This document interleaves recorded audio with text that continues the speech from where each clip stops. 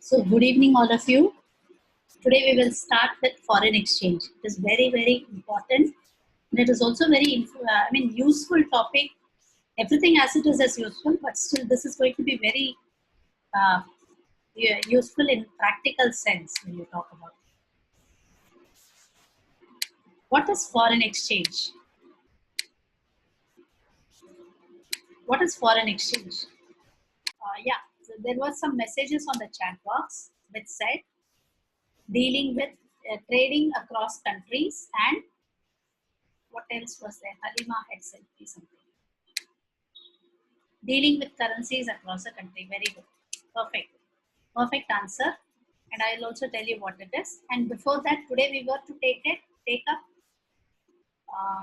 Wednesday को हमारा ये था ना, sorry. आज Wednesday, Thursday we were to take up IBF, right? Yeah. So next week, both the classes I will take up.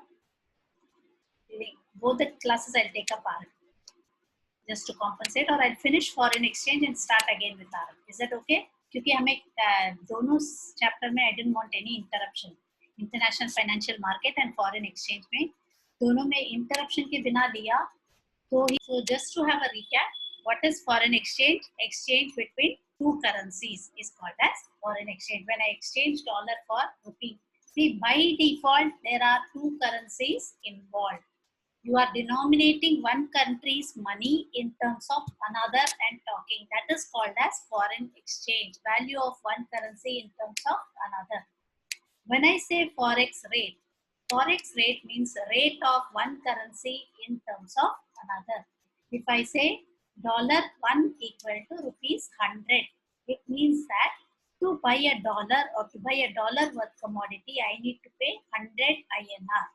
So you are fixing a rate for one currency in terms of another. As I told you, by default, when I say exchange, there are two currencies automatically involved, minimum two, right?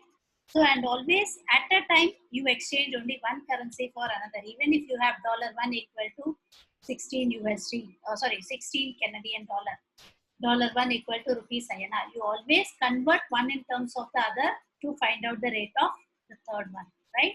So at that time, only two currencies are there. And then foreign exchange market is a virtual market where forex currencies are bought and sold, right? It is mostly over the telephone, and the effect or settlement, we call it, is done over the bank accounts. Like I may fix the dollars, say buy $100 in my account. I will buy, my bank will buy it for me, debit $100 worth of rupees and pass it on to somebody who has sold. So all the effects, we call them as settlement, will be seen only in your bank account. It is a virtual market. There is no physical market here. Physical market means a market that is tangible, that you can feel, that you can go there, that you can see, etc. But virtual market is only the transactions happen. It may be over the phone, it may be through internet, etc. Now, what were the functions of foreign exchange market? Transfer function. As I told you, any currency becomes a legal tender only when it is endorsed by the central banking authority of that country, right? So now when that currency is become legal tender, or it becomes a, currency for purchasing goods and services, it carries purchasing power, right? It is called as fiat money. It carries purchasing power. This purchasing power can be transferred from one country to another only when a forex market exists. Secondly, forex market gives you credit function. What is a credit function? Credit function is you are able to transact even for 3 months. Only because this market is there, suppliers are willing to hold on to their money for 3 months. Hold on to their receipts for 3 months. There is something else called letter of credit. What is letter of credit? That is a credit instrument issued by bank. It is an undertaking. It says the person who has purchased will pay you on said date, right? So that is all extended only because of this foreign exchange market's existence. Hedging function, when I feel one currency will fall, I will convert my earnings to another currency and then hold it in that currency. So these are the functions of foreign exchange market. Talking about features of foreign exchange market. Forex market is a 24/7 market, which means it is operating throughout. It's a virtual market. Supposing Indian markets close at 5 o'clock, 5 o'clock, some other market will open. If it is Sunday in India, some other country will have it as Friday, the market there is open. So I can transact across the globe 24 into 7 market. And it is spread across the geographical location in the sense that there is no physical thing. So across the globe, I can transact in the market over the phone or over the internet. I hope you're following this. Any doubts so far? Geographically, No, ma'am. across the globe. This market provides liquidity. Any currency can be bought and sold. So in case you need euros, there is no question that you will not get it. In case you need Chinese yuan, you will get it because the market provides you liquidity to any currency. Anytime you can buy, anytime you can sell. And every currency is promptly there, delivered to you, and it is also available. And again, value for the natural bid, actually, market spread jo hai, that also happens. Exact value of any currency is determined. Nobody can say, if it is dollar is 100 rupees, I will sell it to you for 150. You would want to buy it at the rate which everybody else is buying. Market value mein khareedna chahte ho, right? And therefore, currencies are sold at market value. And apart from that, we also have credit leverages or margins. What is credit leverages or margins is any quotation has to be gainful. It has to be highly gainful. So you will check out on that and you will take the risk only when it is gaining. It is gainful for you. I hope you're following this. Any doubts so far? Any doubts? Means whatever exchange rates were prevailing earlier and whatever kind of exchange rates are prevailing now also. So when I say exchange rate regime, it's a policy framework for foreign exchange. What policies are there in different countries across the globe, etc. We talk about, say, ideal exchange regime jo hai, it should neither be fixed nor be flexible, which we will discuss later, right? So fixed exchange rate system talks about exchange rates remaining fixed throughout. Like for example, supposing I say $1 equal to rupees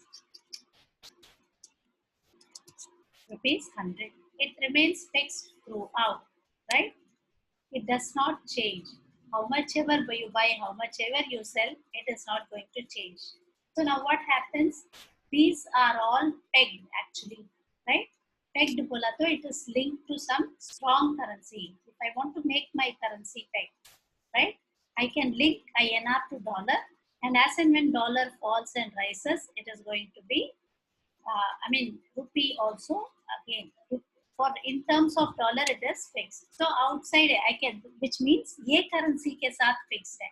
Outside I may also peg it with some other currency, or I may leave it floating depending on demand and supply. I hope you're following this. But now what will happen here is, what is the major drawback is every time central banking authority will have to intervene. How does it actually work?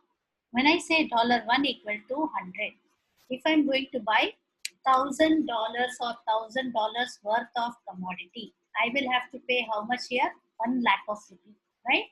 So what will the central banking authority do?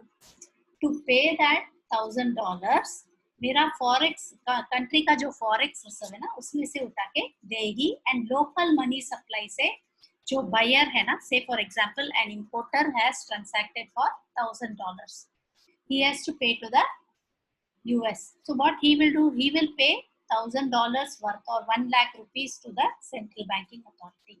central banking authority will pay $1,000 to US. So now इसके साथ it will not circulate adequate additional currency, क्योंकि ये जो $1,000 का work जो country का importer ने दिया था आरबीआई में, आरबीआई ने अपने रिजर्व में ले लिया और अपने रिजर्व से $1,000 यूएस को भरे थे. Are you following this? An importer has imported goods for $1,000, right, in a fixed exchange rate system.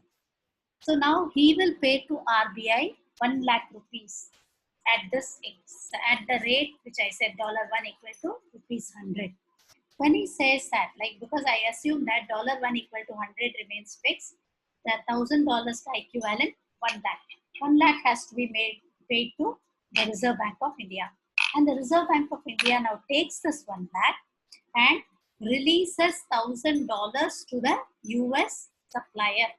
Are you following? So इसके वजह से क्या होता है, लोकल मनी सप्लाई में लोकल करेंसी कम होता है. So this is how the system has to be maintained. Supposing I have exported goods worth $1,000, somebody has to pay me. So now Reserve Bank of India will take that $1,000 from my importer, add it to the reserve and circulate 1 lakh rupee into the local economy. So central banking authority has to act as and when such things happen. So ये control कैसे हो सकता है? Monetary authority has to intervene all the time. Only then there will be a control over the transactions that are happening. Now when I talk about gold bullion standard, right? These are all some of the gold standard systems. After the fixed exchange rate system, we are discussing about the gold standard system. Earlier, if you remember, there were gold. I will call for another meeting. There was gold circulating as currency, right? So when there was gold circulating for currency,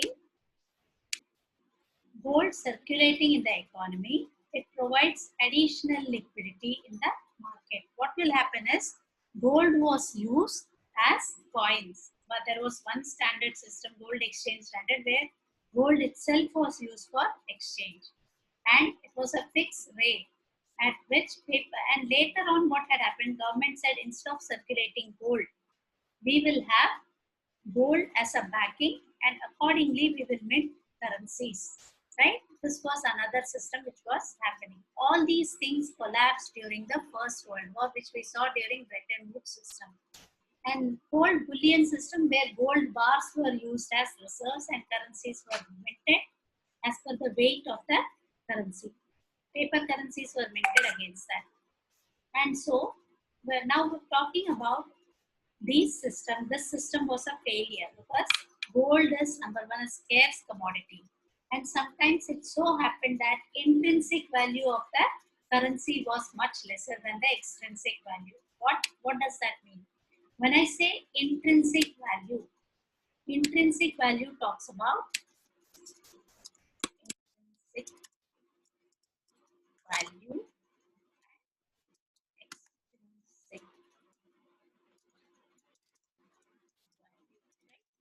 See, extrinsic value is what is written on the currency. Supposing you take a piece of metal and it says it is 1 rupee. If you see a 1 rupee coin, 1 rupee is embossed, but the coin or the metal is not worth that much, right? But whereas when you talk about extrinsic value, it is going to be what is written on the coin. When I say intrinsic value, it talks about the metal. So when the metal was much more costlier than what was embossed on it. Supposing I give you a gold coin and say this is worth 5 rupees. So you can buy goods and services for 5 rupees. Will you be open to exchange it? Are you following me? Yes. Yes.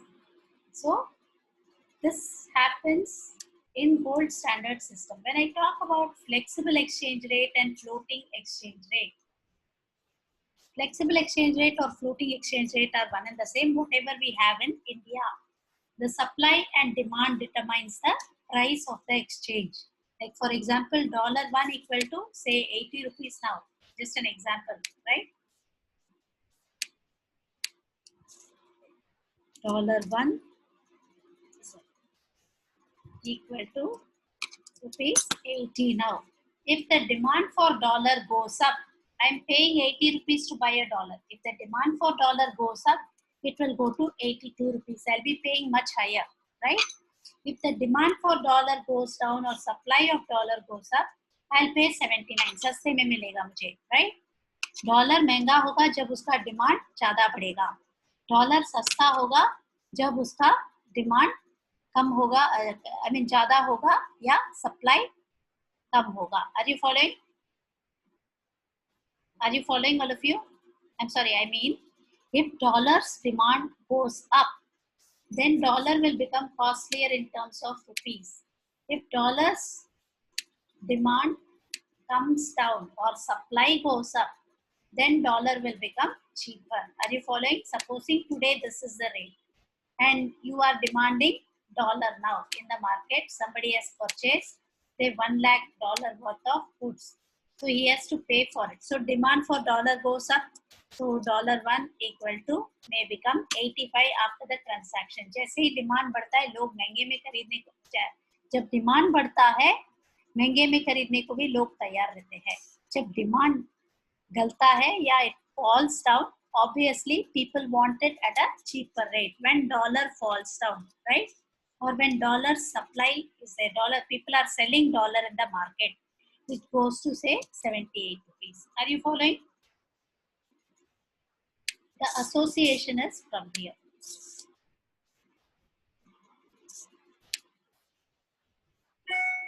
right? Are you following? When the demand goes up, it becomes 85 for dollar. I'm paying 85 rupees to buy a dollar where I was paying 79. But if the demand for dollar falls, I was paying 79, now I will pay only 78 rupees. That is how you need to understand this. Are you following? So I will proceed now. This is called as floating exchange rate system. It works on market forces. Market forces का मतलब है demand supply. Works on market forces.